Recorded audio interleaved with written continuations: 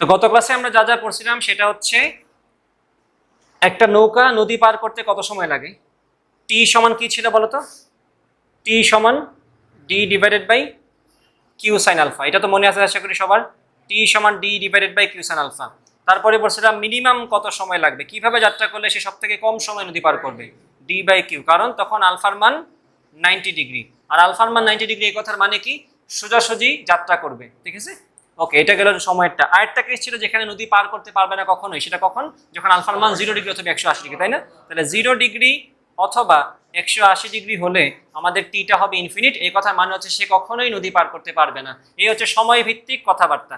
তারপরে আমরা গেছিলাম কিসে, ঠিক বিপরীত বিন্দুতে পৌঁছানোর জন্য শর্তটা কি ছিল, ঠিক না? আমি যদি এখান থেকে যাত্রা করি, খেয়াল করবা, এই যদি আমার নদী হয়, নদীর দুইটা পার, আমি এখান থেকে যাত্রা করলাম, আমি কিভাবে যাত্রা করলে এক্স্যাক্টলি ঠিক তার অপোজিট পয়েন্টে পৌঁছাবো, আমি একটু এদিকে সরে যাত্রা করব, বাসে বলছিলাম। এবং এটা হচ্ছে স্রোতের বেগ পি, এটা হচ্ছে নৌকার বেগ কিউ, এটা হচ্ছে আমার যাত্রার কোণ আলফা। এবং সেক্ষেত্রে কজ আলফা সমান কি ছিল বলতো? কজ আলফা সমান ছিল মাইনাস পি বাই কিউ। এবং আমি যাবো কোন দিকে, লব্ধি বরাবর, এই যে এই হচ্ছে আমাদের লব্ধিটা, এবং লব্ধির কোণটা কত ডিগ্রি, স্রোতের সাথে 90 ডিগ্রি। এবং সেই ক্ষেত্রে লব্ধি বেগের মানটা কি ছিল, রুট ওভার নৌকার বেগের বর্গ মাইনাস স্রোতের বেগের বর্গ। মনে আছে কিনা এই কথাটা?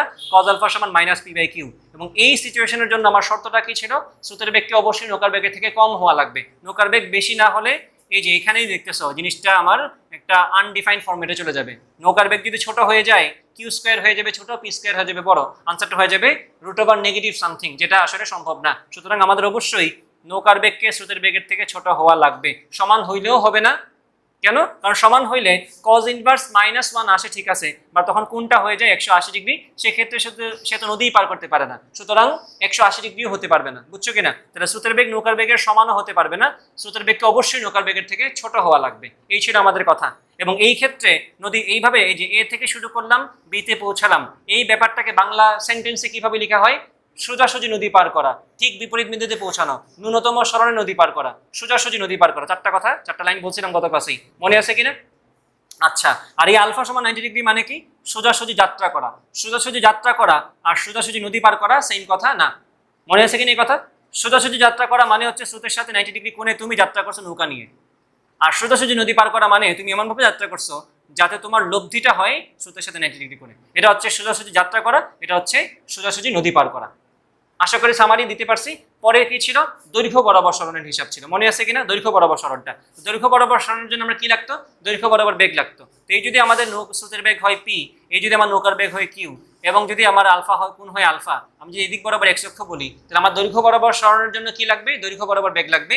সেক্ষেত্রে দৈর্ঘ্য বরাবর বেগকে, স্রোতের বেগ পি তো আছেই এক্স অক্ষ বরাবর, দৈর্ঘ্য বরাবর পি, আর নৌকার বেগের কতটুকু আছে এক্স অক্ষ বরাবর, কিউ কজ আলফা, তাই না? এটা হচ্ছে দৈর্ঘ্য বরাবর আমার বেগ বা এক্স অক্ষ বরাবর বেগ।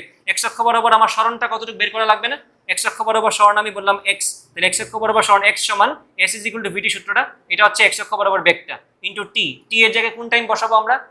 নদী পার করতে যে সময় লাগে সেটাই বসাবে, কারণ নদী পার করতে যে সময় লাগে সেইটুকু সময়ই আমি পাচ্ছি এক্স অক্ষ বরাবর যতটুকু যাবো সেইটুকু যাওয়ার।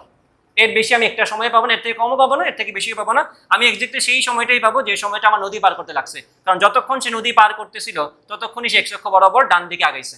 যখন নদী পার করা বন্ধ তখন তার এক্স অক্ষ বরাবর যাওয়া বন্ধ। তাহলে এখানে এক্স্যাক্টলি সেই সময়টাই বসবে যে সময়টা লাগছিল নদী পার করতে। তাহলে আমি এখানে কি বসাবো, এক্স সমান P plus Q cos alpha into T এর জায়গায় কি বসাবো, D by Q sine alpha. ব্যাপারটা বোঝা গেছে কিনা? এটা হচ্ছে গত ক্লাসের সামারি। আশা করি গত ক্লাস থেকে এগুলো মনে আছে, মনে করে দিলাম। এখন একটা ম্যাথ সলভ করো। এই ম্যাথটা সলভ করার পরে আমরা পরের টপিকে চলে যাব, এবং নদী নৌকার উপর ভিত্তি করে একটা অ্যাসাইনমেন্ট আছে, সেই অ্যাসাইনমেন্টটা আমাদের আজকে ক্লাস রুমে তোমাদের দিয়ে দিব। ঠিক আছে, নদী নৌকা প্লাস আপেক্ষিক গতি, এই দুইটা টপিক মিলিয়ে একটা অ্যাসাইনমেন্ট আছে, 18-19টার মতো প্রবলেম আছে, ওটা তোমাদের আছে ক্লাস রুমে দিয়ে দিব আমি। ঠিক আছে, প্রশ্নটা একটু খেয়াল করবা, দেখো প্রশ্নটা বোঝা গেছে কিনা। নদীতে স্রোতের বেগ বলছে 6 কিলোমিটার/আওয়ার এবং নৌকার বেগ বলছে 12 কিলোমিটার/আওয়ার, নদীর প্রস্থ বলছে 10 কিলোমিটার। প্রশ্ন করছে প্রথমটা, ন্যূনতম সময়ে নদী পার করতে কোন দিকে যাত্রা করবে, সেক্ষেত্রে কত সময় লাগবে, সেক্ষেত্রে পথের দৈর্ঘ্য কত। এখানে প্রশ্ন কয়টা, তিনটা। সেম প্রশ্ন আমি আবার দিলাম বি নাম্বারে, সেটা হচ্ছে ন্যূনতম সময় না দিয়ে আমি বললাম ন্যূনতম স্মরণে, বাকি সব সেম সেম কথাগুলা।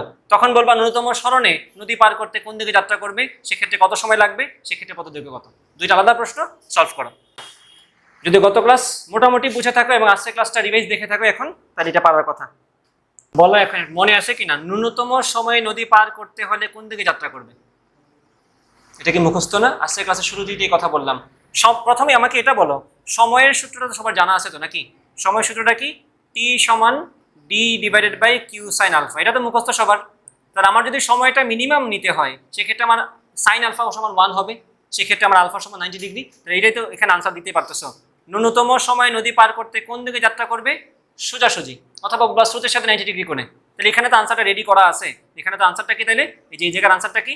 আলফা সমান 90 ডিগ্রি বা স্রোতের সাথে 90 ডিগ্রি কোণে যাত্রা করবে। এটা হচ্ছে আনসার শেষ।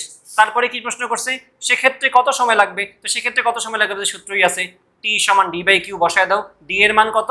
10 কিলোমিটার নাকি?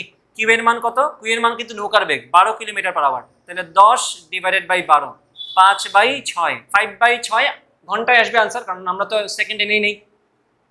উপরে হচ্ছে কিলোমিটার, নিচে হচ্ছে kilometre per hour. Kilometre kilometre কাটা, আনসার আসবে ঘন্টায় 5/6 আওয়ার। তোমার যদি মনে হয় এটাকে মিনিটে নেওয়া দরকার, তো তুমি যেটা করবা 5/6 কে 60 দ্বারা গুণ দাও, মিনিটে চলে যাবে আনসার। তাহলে 6×10=60, 5×10=50, তাহলে সময় লাগবে কতটুকু?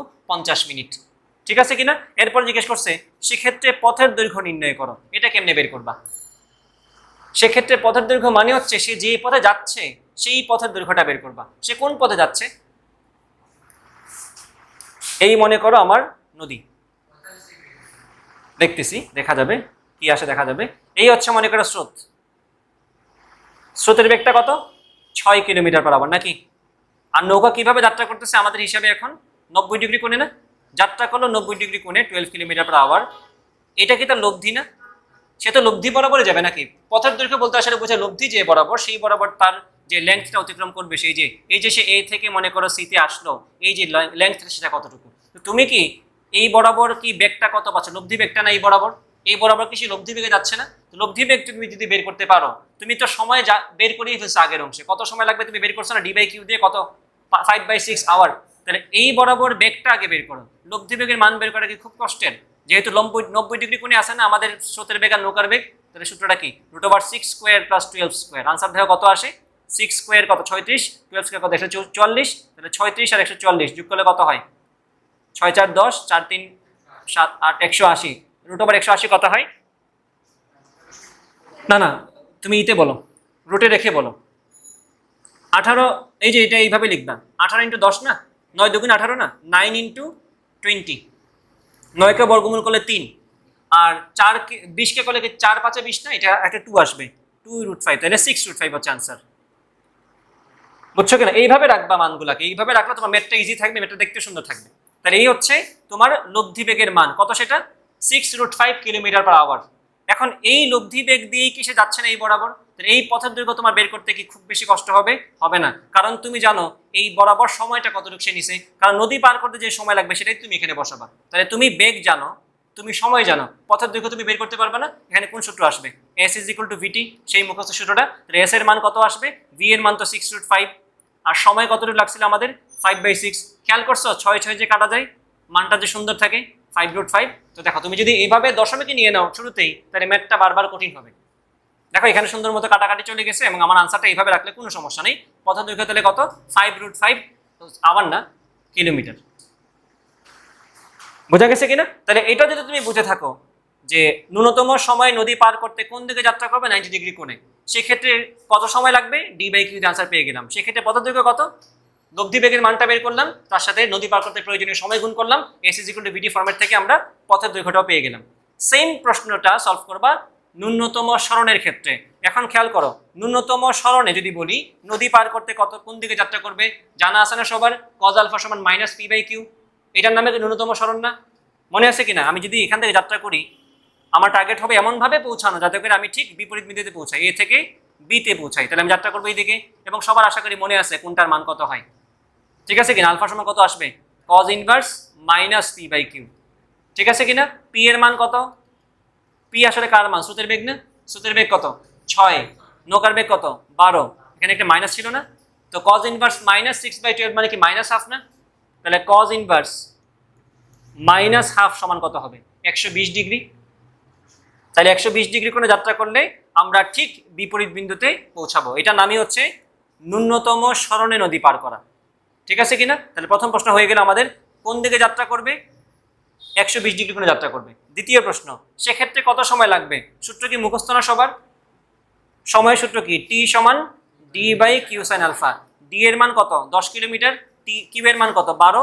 সাইন মাত্র বের করেছেন আমরা, আলফা কত? 120 ডিগ্রি। তাহলে এখানে আলফা বসায় দাও। সাইন 120 মানে কত? √3/2। তাহলে 10 ডিভাইড বাই 12 ইন্টু √3/2। 2 দিয়ে 12কে কাটলে 6, 5, 3। তাহলে কত আসলো? 5/3√3। তাহলে সময় লাগবে কতটুকু? 5/3√3 আওয়ার। এই ক্ষেত্রে এত সময় লাগবে। ঠিক আছে? আবার সেম প্রশ্ন, সেক্ষেত্রে পথের দৈর্ঘ্য নির্ণয় করো। এক্ষেত্রে কি পথের দৈর্ঘ্য তোমার বের করা লাগবে? কারণ সে কিন্তু যাচ্ছে এখন, দেখো খেয়াল করে ভালো করে, সে কিন্তু যাচ্ছে এখন এই বরাবর। বুঝতে পারছো কিনা? তাহলে এই বরাবর পথের দৈর্ঘ্য কি নদীর প্রস্থ না? সেটা কি 10 কিলোমিটার না প্রশ্নে বলছে, তাহলে এখানে আনসার ডান হয়ে গেল। ঠিক আছে? যদি এই প্রশ্ন এখন অথবা রেকর্ড দেখার পরে বুঝে থাকো, তাইলে তোমার জন্য অ্যাসাইনমেন্টে 5-6টা প্রশ্ন আছে নদী নৌকার জন্য, সেগুলো তোমরা সলভ করতে পারবা, আশা করা যায়। এখন অথবা রেকর্ড দেখে যখনই এটা বুঝবা, তখন তুমি অ্যাসাইনমেন্টে পা দিবা, গিয়ে পা দিবা না হাত দিবা আর কি, ম্যাথ করবা আর কি বাসায় গিয়ে। বুঝতে পারছো? তাহলে নদী নৌকাকে আমি আপাতত পজ রাখলাম, পরবর্তীতে অ্যাসাইনমেন্ট সলভ করার জন্য আবার যখন লাগবে তখন আবার দেখাবো।